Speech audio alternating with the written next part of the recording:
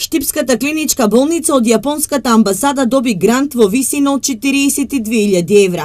Парите ќе бидат наменети за набавка на 2 нови медицински возила за транспорт на пациенти до клиниките во Скопје и Охрид.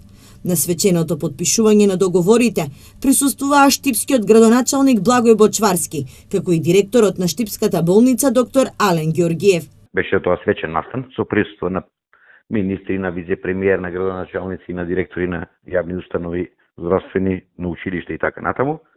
Ние сме едни од 9 подписници на територија на цела Република Македонија. Добитник сме на грант од јапонската амбасада во висина од 42.000 евра за набавка на 2 нови болнички транспортни возила за потребите на нашата болница. Со новите возила кои во Штип треба да пристигнат најдоцна за 2 месеци, ќе се зголеми безбедноста на пациентите, а истовремено ќе се намалат трошоците за ремонт на веќе дотраените возила. Со тоа ќе го видно подобри нашиот возен парк.